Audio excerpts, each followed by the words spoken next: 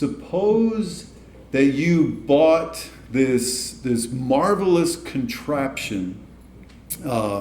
It sets on 4 perfectly round discs that let it roll over the ground. The contraption gives you a way to send doses of power to those discs to make them turn so that the whole contraption can go forward or backward. It lets you easily turn some of those discs this way and that so that you can make it go in the direction that you want it to go. Even has a comfortable seat for you when you want it to take you someplace. Even has air conditioning probably, and a music system. It's outside, it's very sleek and polished. It's complicated to use, but you got some lessons. You got trained. And then this 4-year-old boy gets in it and drives it.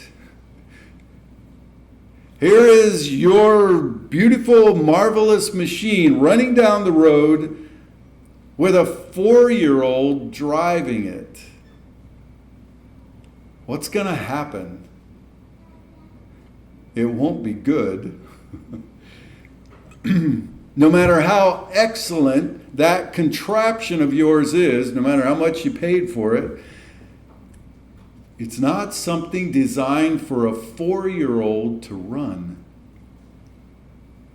So it'll probably crash into something, maybe ruin what it hits, maybe ruin itself, maybe hurt the boy. Well, this particular kid was lucky, thus his story went viral, and thus I read it. This is his great-grandma's car that he's in. He drove it 1.5 miles during rush hour. Amazingly, he only damaged some mailboxes and a tree and the car's front passenger side. The police, the way that he got home, the police gave him a ride from the gas station store that he went to buy the candy at.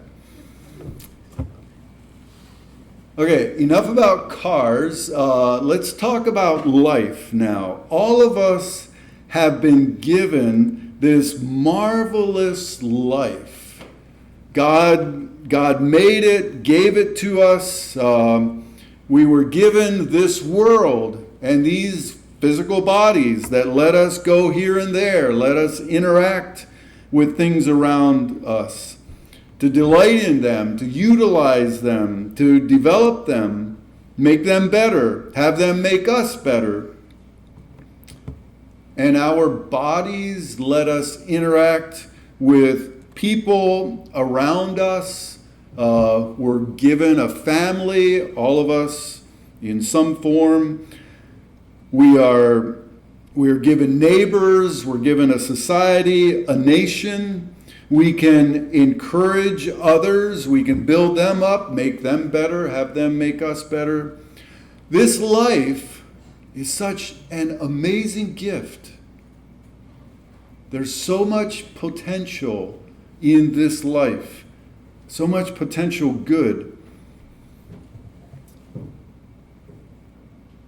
But instead of us taking lessons from the one who made it, instead of us getting trained in how to utilize everything and maintain it, we think we know how to do life.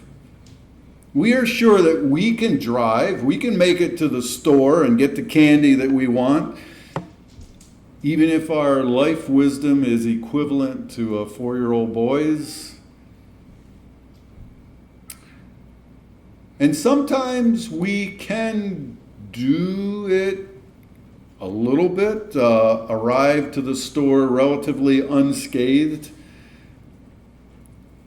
But too often, in our 4-year-old wisdom, maybe some of us who are extra wise, maybe we have teenager wisdom. I don't think any of us any of us can arrive beyond that. And we don't know how life is to be lived, how things are to be run. And so we end up damaging things. Life is full of hurt and pain and struggle and thorns and thistles. As creation falls, the Bible talks about it, because of us. And there's much ruin and despair. And we are weary and we are burdened. And our life, which is this marvelous gift, feels like it's under a curse so often. But God is not done giving. We hear a voice saying, "Come to me, all you who are weary and burdened." Any of you for whom this marvelous life has turned into something hard and hurtful, come to me, you who are weary and burdened, and I will give you rest. You don't need to first unburden yourself to make your life better, and then come. Your very burden is what makes you be invited to come. It's what qualifies you. And you don't have to earn this help. He says, I will give you rest. And who is this one that is speaking? Well, look at what he says. He says, I still hear the King James, I'm meek and lowly in heart. Or the NIV, I am gentle and humble in heart. He doesn't say, I am your creator. I am the God whose car you messed up. I'm your judge, so you better listen to me. He could have said that. He doesn't say, I am the wise one here. I know what is best. I know how to make life work. So start listening to me. That's true, and he could have said that. But he says, I am gentle and humble in heart. That word gentle is only used 3 times in the New Testament. One place is in Matthew 21, where it's used to describe Jesus riding into Jerusalem on Palm Sunday, seated on a meek donkey rather than on a war stallion.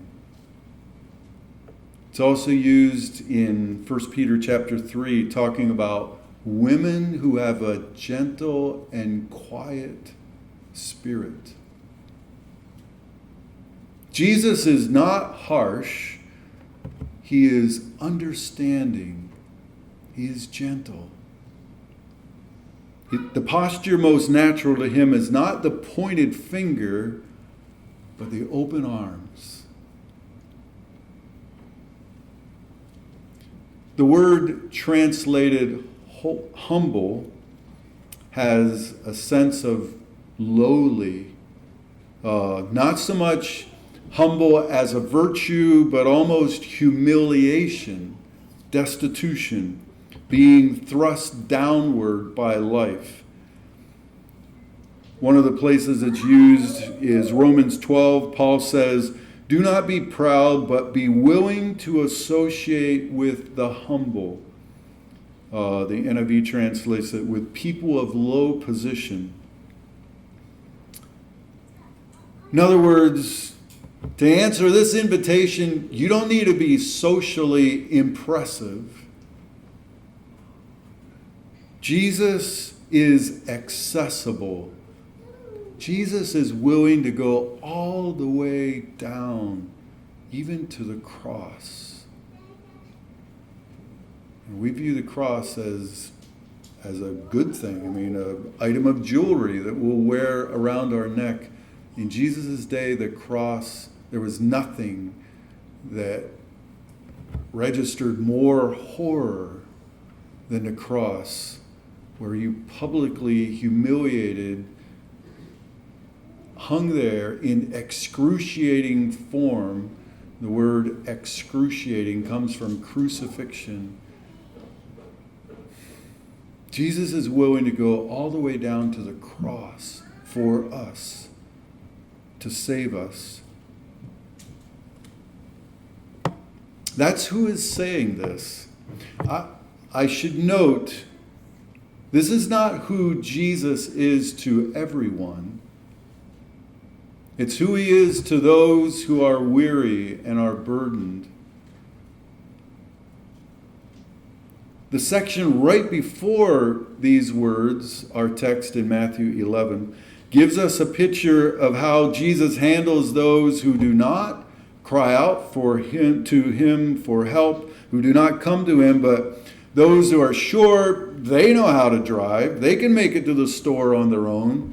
The 4-year-olds who refuse to listen, who are confident, they know how to make life work well. In verses 21 to 24, to some towns who had heard Jesus teaching in their midst, saw him perform miracles in their midst, but did not repent, did not turn and come to Jesus. He said, "Woe to you, Chorazin! Woe to you, Bethsaida! I tell you that it will be more bearable for Sodom on the day of judgment than for you." Gentle and humble does not mean, frothy and mushy, but for the repentant, his heart of gentle embrace is never outmatched by our sins and our foibles, our insecurities, our doubts, our anxieties, our failures. We can come and he will give us rest.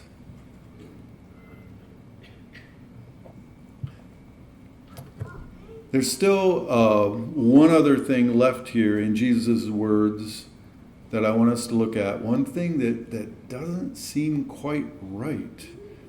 He says, "Take my yoke upon you and learn from me." Take my yoke on you? That doesn't sound good.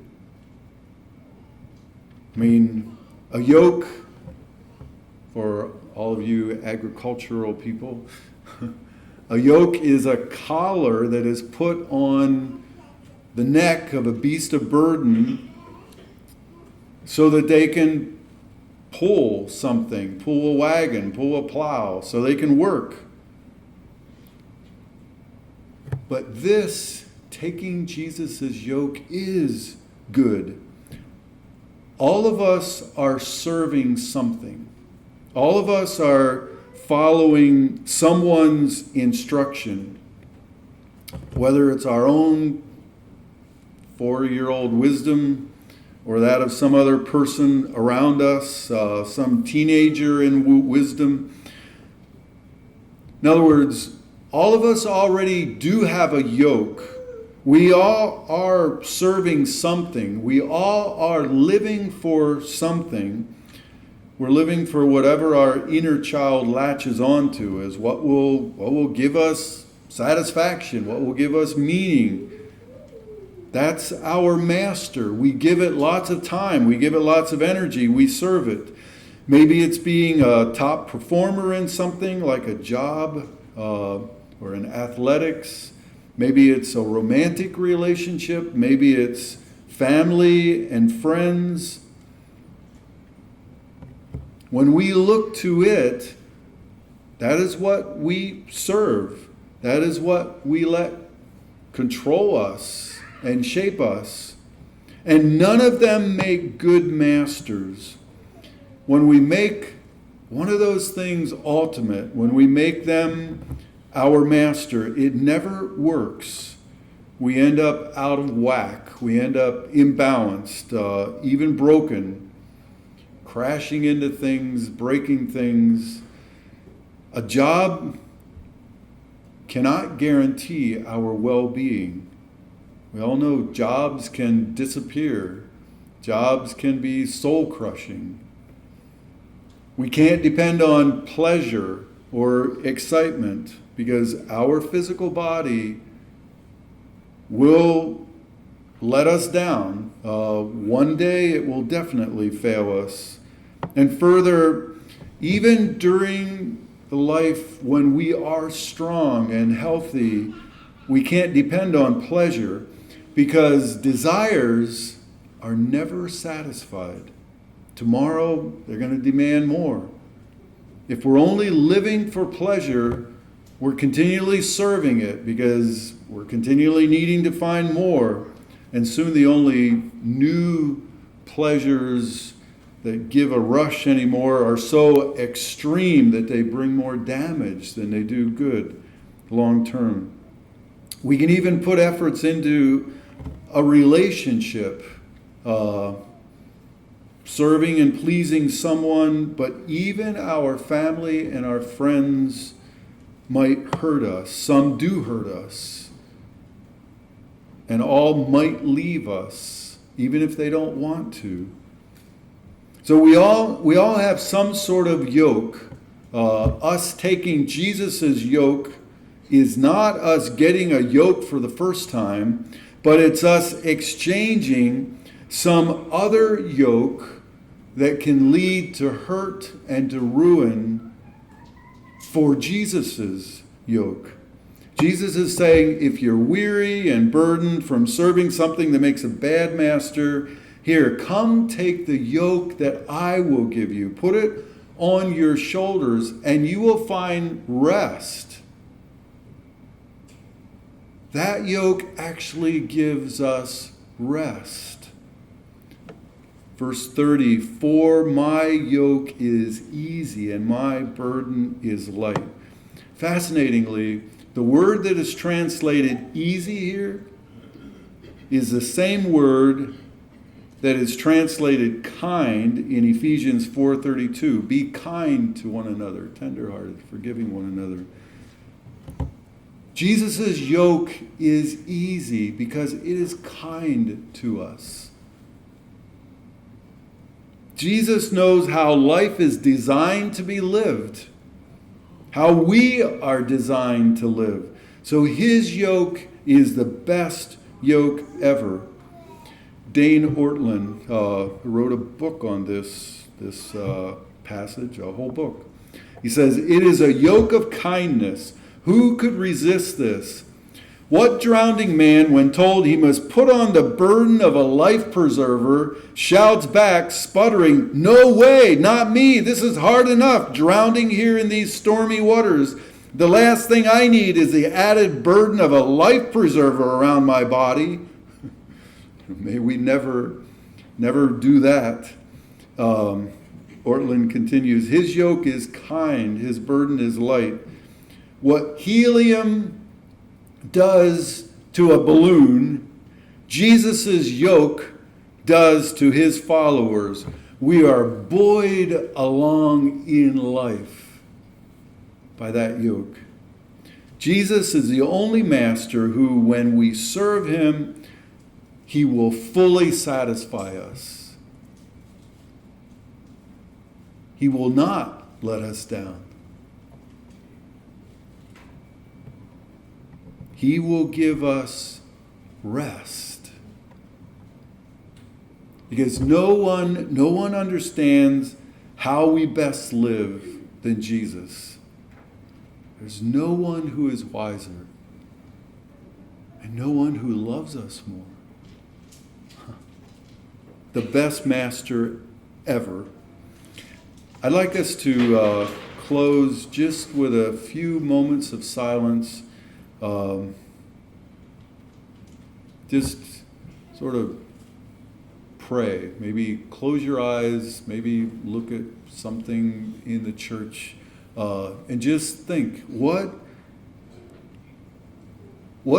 are you making space in your life for Jesus? Are you letting him be your master? Letting him give you direction, guide you? And then what is Jesus saying to you this morning? And what are you going to do with what you are hearing him say?